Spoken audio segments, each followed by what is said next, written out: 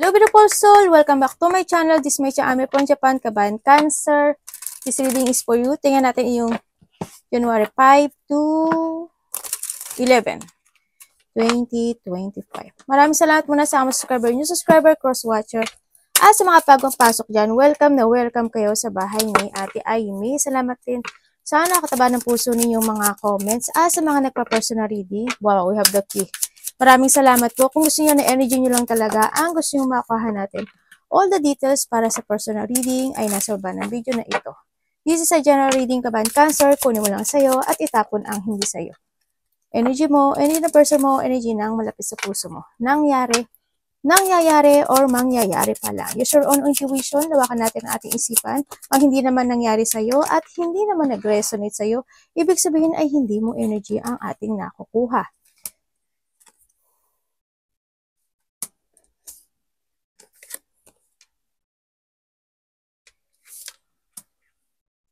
Napakaraming energy ha.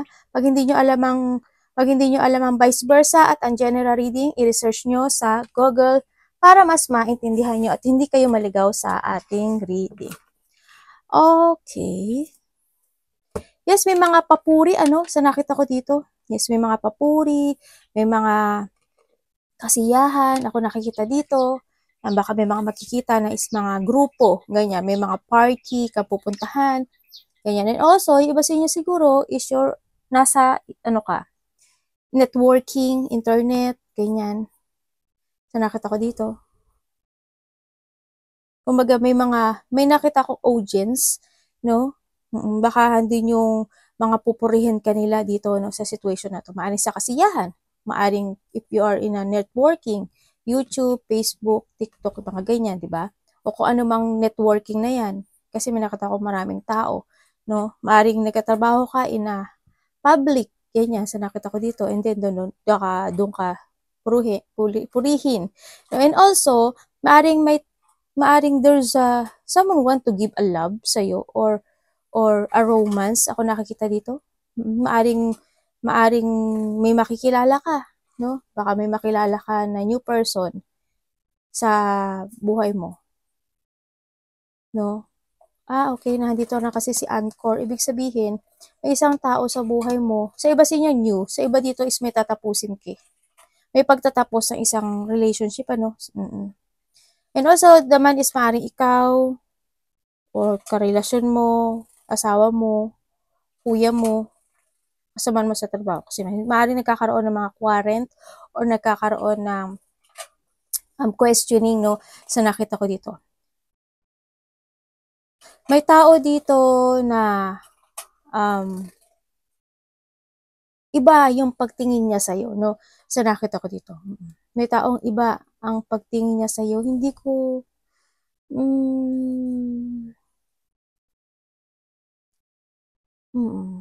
alam kung basta mag-ingat ka na lang, trust more to your intuition kasi maaring yung iba sa inyo is mapasok kayo sa isang situation na only a desire or temptation lang ang kanyang naisin sa'yo, no? Sa nakita ko dito. Mag-ingat-ingat lang din kayo. And syempre, nandito po rin yung pagkakaroon ng mga changes sa iba sa inyo. Tandaan nyo, lahat ng mga problema or solutions mo sa buhay mo is the key is in your hand, no? Sa nakita ko dito. May mga umpisahan ka na raw, no? Maaring iba sa inyo, or may mga umpisahan ka na bagong work, profession, ganyan, or babalik na yung iyong tibay ng loob this time. Nagkakaroon, or maybe you're starting to focus more to your stability, ganyan, mas more ka mag-focus ngayon sa iyong trabaho, ganyan, sa iyong mga achievement, ganyan, sa iyong mga wish come true, mas dun ka na ata mag-focus this time yung iba sa inyo. And then also, may mga mag-a-unlock daw sa'yo, sa nakita ko dito. May mga mag-a-unlock na maaring may tutulungan ka, ganyan. Iba dito, maaring may tulungan kayo. Maaring you starting to achieve something or to grow with something, pera, mga hiling, tulad ng sinabi ko sa inyo kanina. May merong mga mag-uumpisa, positivity happening sa buhay mo. Also, syempre, handun pa rin yung idea, no, sa nakikita ko dito. May mga idea ka daw na tatahakin or may mga idea ka daw na uumpisahan or may isip this time. Pero, nasa sayo to kasi yung key, ibig sabihin, kung gagawin mo to or hindi, nasa sayo yun. No? May mga pagbabago ng iyong destination this time, may mga mag-o-open. Yan, may mga fulfillment. Ako nakikita dito. There's an abundance. O iba dito siguro paghahaba ng kontrata, ganyan. There's an extension, achievement, growth. Yan. There's a luck. May luck kumbaga, kung there's a past, kumbaga, malalakpasan mo na yun yung mga past situation mo, no, sa nakikita ko dito. Nasa tabi mo si luck sa nakikita ko dito. Hey anak, may mga tutulungan ka or tutulungan ka. Mayroong parating na maaring higit pa sa inaasahan mo. No, is maaring dumating siya. Yung kumbaga humiling ka ng isang maliit na bagay pero doble ang ibibigay sa iyo. Halimbawa, ganun. Yan. Maaring makukuha mo na yung kasagutan sa mga inaasam mo, ganyan. Mariresolbahan mo na yung mga problema mo, yung mga ganun. No? Kasi nasa iyo yung luck eh. May mga gagawin ka raw. Tingnan natin. Basa ka na ka. Tingnan natin para kay Cancer.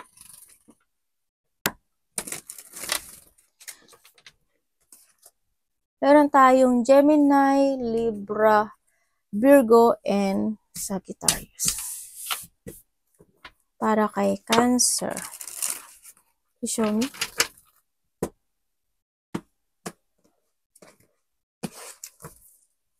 Wow. Merong married, oh. And we have the finish line. Parang may hihingi ng tulong sa'yo or tutulungan mo. Sa nakita ko dito. Iba dito, you have a charity ba? Pero may mga bagay daw na medyo malilito ka or magdadalawang isip ka o may mga bagay na alalahanin mo, no? Sa nakita ko dito. Yes, sa nakita ko sa'yo dito is, yun nga, maaring we have the Guardian din kasi and the Man, no? Pero nandito ka kay Guardian, maaring may tao na nahanga sa'yo or yun nga, pagpuri, no?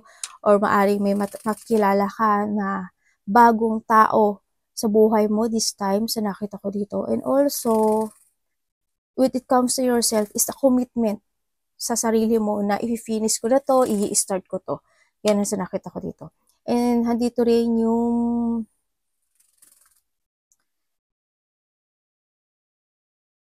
kasi you know na your purpose sa nakikita ko dito, no? May mga pagpaplano na ako nakikita sa iyo, may mga merong na mga organized na ipaplano mo. Kumbaga, hindi ka na magsasayang ng oras, no? And they have the perseverance. So nakita ko dito, may mga challenge ako na nakikita sa iyo or there's a challenge in the past ako na nakita na maaring nagkaroon na ng magresolbahan o may mga mariresolbahan ka na talaga. Anak, baba ka muna. Dito sa balikat ni Mami. Dito. Tingnan natin. Pwede ko pong malaman si Mary. Baka iba dito, baka may mag-aya sa'yo ng kasal. Diba? Or may pupuntahan ka na kasal.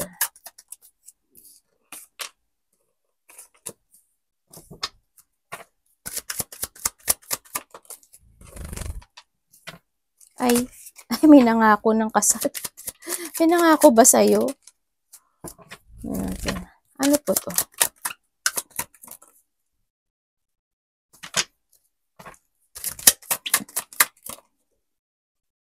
Pwedeng explain niyo po. Iba dito may makikilala kayo na bagong tao. Pero mag-ingat kayo. Anak, mag-ingat kayo kasi maaring itong tao na to is may tinatago. No? Sa nakita ko dito. May isang decision making ako na nakikita. You want to decide for something. No? Kumagahan dito, halimbawa sa relasyon, halimbawa sa trabaho. No? May isang desisyon na maaring gusto mong desisyonan. Pero medyo ang nakikita ko dito is nagtatalo yung isip mo. No? Sa nakikita ko dito. Kaya hindi mo pa siya madidesisyonan. Para you are still waiting for the answer, to the revelation, o kaya merong mga sitwasyon na naghihintay ka ng enlightenment. Sa nakita ko dito. And then for this week is nakikita ko dito is may tao dito na maaaring magmatigas. No, may taong maaaring magmatigas, paninindigan niya kung ano yung sinabi niya sa'yo. No, kahit makipagtalo ka pa sa kanya or kasi mataas yung ego nito, para sa kanya kasi is tama siya. Sa nakita ko dito, parang ikaw na lang yung magsasakripisyo dito. Parang, o sige na, okay, tama ka na. Parang ganun nakikita ko. Baka magkaroon ng, baka mairita ka sa isang tao, tapos pagbibigyan mo na lang siya, iintindihin mo na lang siya, ganyan. O kaya naman, may magtataas ang ego, maaring kapatid mo, magulang mo, karelasyon mo, sa nakita ko ito, kasamahan mo sa trabaho. May tao kasi dito na maaring dito na rin yung pagkakaroon ng makasarili. No, sa nakita ko dito. May taong magiging makasarili or sakim. Ako nakita ko dito, kaya hindi siya makikinig sa'yo. Kasi meron siyang paninindigan na para sa kanya nasa tama siya. Sa nakita ko dito. And what? So, iba sa inyo is dito kayo sa isang sitwasyon na maaring meron kayong gustong gawin o magkakaroon ng isang pagpapasya, pero hindi clarity to ha, sa nakita ko, it's not clear. Kasi parang hindi mo alam kasi kung paano siya gawin. Sa nakita ko dito. Halimbawa, mag-iipon ka ng money, mag-save ka ng money, pero paano? Sabi mo, sakto-sakto lang naman yung money ko, di ba? Yung mga ganun, may mga gusto kang umpisahan, kumbaga. May mga gusto kang umpisahan na isang bagay dito na maaring hindi mo pa siya madidesisyonan o hindi ka pa makakapag-action dito. Makapagpapapas siya. Kasi maaring ikaw is maaring gipit, pero you need to save money, no? If ever. And also, you need to focus to yourself. So, nakita ko dito. Kasi kailangan ngayon is mga bagong plano. We need the mga bagong plano, strategy, mga bagong pananaw sa kinabukasan, no? Huwag lang tayo maghintay na mag-change ng kusa yung ating destiny kasi hindi siya kusang mag-change as long as hindi tayo kumikilos. May nag-aaway ba when it comes to territorial? Parang may nakikita akong may third party pala. Pero tapos na siya. Okay, may nakita ako na may nagsisinungaling may nakita ako na papers and documents. Hindi ko alam kung ano yung ano na yun. Ano ba to? May mga papers and documents ako nakikita. Baka yun yung mga iba sa inyo, baka hinihintay niyo yun, sa nakita ko dito. Or meron kayong mga dapat na asikasuhin when it comes to government, ganyan. Asikasuhin nyo na, no?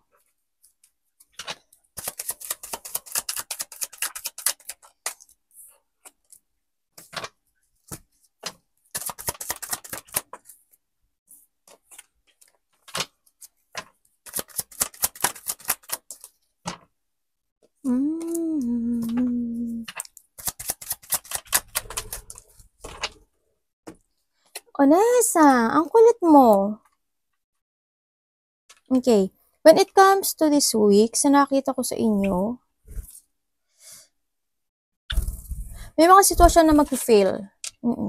May mga sitwasyon na maaring ikaw mismo or someone, ako nakita dito, na lilinglangin ka niya. Huwag kang pumasok sa isang investment or sa isang relationship na hindi ka sigurado, ha?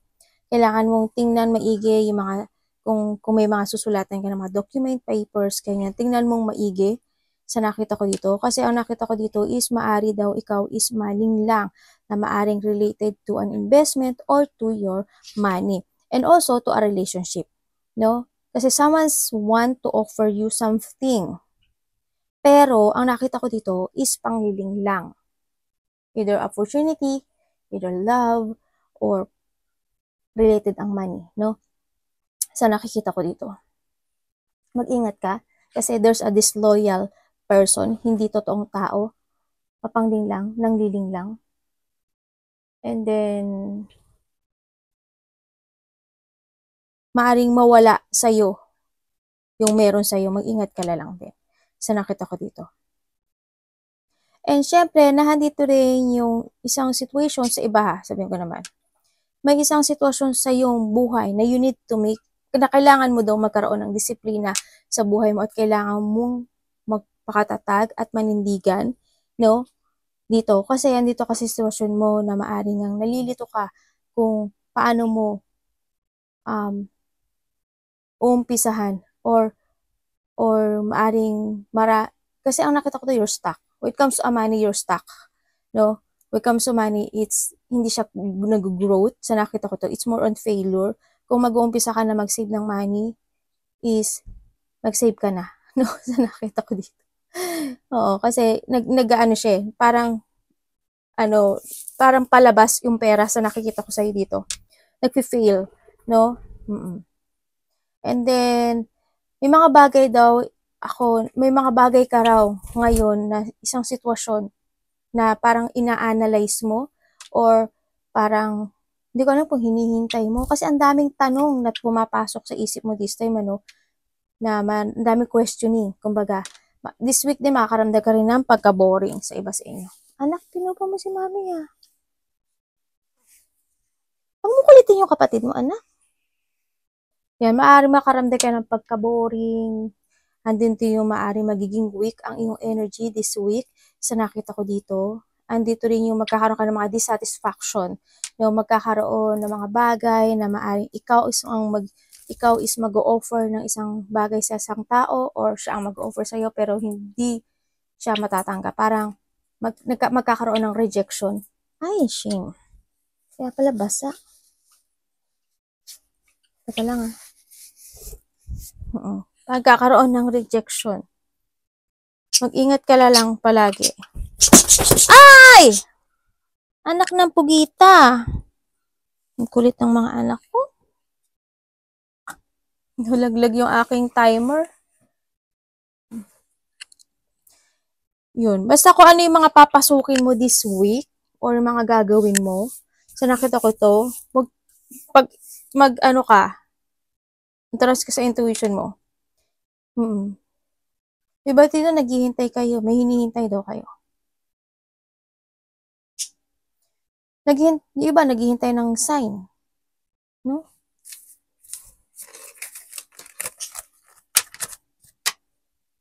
Kung naghihintay kayo na gusto nyo pahalagahan kayo ng isang tao, hindi ko papahalagahan ito. Tingnan natin schedule. And syempre, sinasabi rin dito is, kailangan nyo daw kayong magkaroon daw kayo ng disiplina when it comes to your health. No? Yung mga kinakain nyo, ganyan. Yung mga iniinom nyo. Also, disiplina when it comes to your money. Yung sinabi ko na kanina yun, no? Ulit-ulit sa atin. Kailangan ngayon is magkaroon ka ng pagpapasya. Kasi nagsasayang oras. Well, it's up to you. Nasa iyo naman to. No? About what? Iba sa inyo may mga lakad, no? Sa bagay, may mga pasok kayo at tarimay. We have the 3 of Swords, oh. Oh my goodness. Okay. Iba sa inyo is maaaring makaramdam kayo ng pagod. No? Boring and pagod, diba? Sabi ko kanina. Yeah, may makakaramdam kayo ng mga deep-on, no? Makakaramdam kayo ng pain, no? Sa nakita ko dito. May mga sitwasyon na may mga gusto kayong you want to leave behind something. Kasi may gusto kang gawin this time. Siguro magkakaroon ka na ng organizing when it comes to your plano, sa yung mga schedule, may mga paplanuhin ka raw no? Maaaring may mga paplanuhin ka na gusto mo nang i-let go ito, ganyan. May pupuntahan ka, gusto ko mag-travel, ganyan. Maraming plano, mga plano for your money, planning, magkakaroon ka ng isang management, time management, ganyan. Magkakaroon ka ng time management dito sa nakikita ko, sa mga gusto mong gawin, no? Sa nakikita ko dito. And also, expect the unexpected, ang nakita ko rin dito. Ay, sorry na, yung ano ko. yung throat chakra ko. Expect the unexpected kasi maaring may mga unexpected blow of emotion ka na maramdaman, no? This week, so nakita ko dito, maaring may makaaway ka, malit man o malaki to, or mainis ka lang sa kanya. Maaring separation, sa iba is maaring makaramdam ka ng pagkalito sa mga oras mo, sa mga plano mo, ganyan. There's a heartache or may mga depression sa iba. Sa iba naman is deep wound or there's a battle ka na susuungin, no? So nakita ko dito. May mga mag-ingat ka kasi ang nakita ko dito parang sana tapos na, no? Parang there's a, may mamamanipulate ka ata or you manipulating your plan or your time, no? Sa nakita ko to. Pero wag ka magpa-manipulate sa isang tao, ha? Kasi nakita ko hindi maganda, no? May mga emotional pain, mga disappointment sa iba, baka ma-disappoint ka sa isang tao, ganyan. O sa kasama mo sa trabaho o sa karelasyon mo, mga ganyan. O kaya there's an pero there's an offering daw ako nakikita sa'yo. Pero hindi siya totoo, ha? Maaring offering of apology or offering of love, no? Kasi nakita ko dito, di ba parang may new love ako nakikita dito. May mga kabiguan, as in. May mga sadness, may mga trauma ako nakita. Pati ng ilong ko. Sabay nagkamot ng ilong mo. Hindi naman, sa labas lang.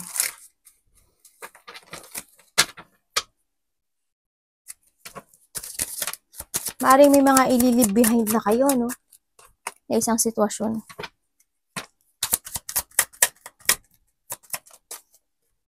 You have a challenge. Oh my God, you have challenge nga. Sabi ko na nga, be. May challenge ka. About what?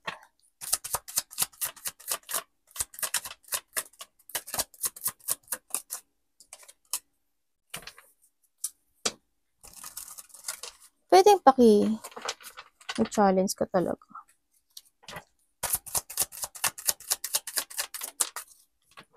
Yung iba sa inyo, no, may mga tension pa talaga kayo na hindi natatapos. Okay, yung challenge mo, may isang tao, maaring malapit to sa puso mo. Maaring kasama mo sa trabaho, karelasyon mo, basta malapit siya sa puso mo. Tao na maaring mag-text siya sa iyo or makipag-usap sa iyo, maaring tao sa nakaraan, no? Or maaring ikaw rin ito. May katao kasi na hindi siya magpapatalo sa iyo. Yan. May tao na hindi siya magpapatalo sa iyo. Kumbaga, halimbawa, nag-usap kayo. Ganyan. Napaka-toxic nito tao na to. Ganyan. Tao na hindi siya willing na tanggapin yung mga sinasabi mo. Para sa kanya, tama siya. Kaya yung mga challenge mo. Mga maaring may bully, maaring bubulihin ka nito, or meron kang kasi there's a sadness eh. May sadness.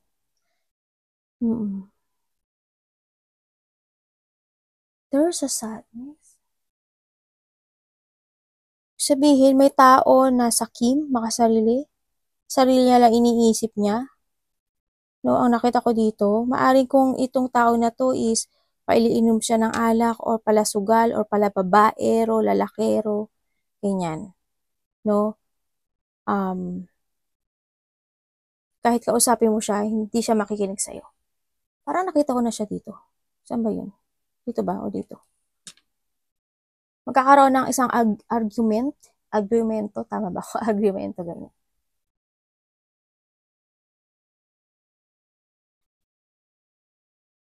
Sa iba naman sa inyo, siguro meron kayong gustong kausapin na isang tao, pero may gusto kayong kausapin na isang tao pero na paglalabanan kayo ng isip nyo kung kakausapin mo siya, imimit mo siya, or ite-text mo siya. Ganun sa kita ko dito. Bakit kaya may tao dito na ikaw or a past person na may masama siyang balak sa'yo? Tingnan ko ha. Ano po yun? May masama siyang balak. Kung aalis ka this time, medyo ingat ka. Ibig sabihin may taong galit daw sa'yo. You have an enemy, ano? May taong galit sa'yo. May tao dito na paninindigan niya kung ano yung sinabi niya sa'yo. Ganyan. Sa nakita ko dito. Kumbaga, very defensive person. Ako nakita dito. There's a union, no? Yung challenge mo, there's a union. Ako nakikita dito. Challenge mo, maaring iba sa inyo, mapasok kayo sa tao. Kung there's a new person, ako nakita, maaring mapasok kayo. O past na to, or past person or new, maaring tong tao na to is may karelasyon na. Either family or may karelasyon na siya. Ingat na lang din kayo. Para, syempre mahirap na. Hindi kayo pang option. Okay? You are worthy. Arigato namaste, God bless.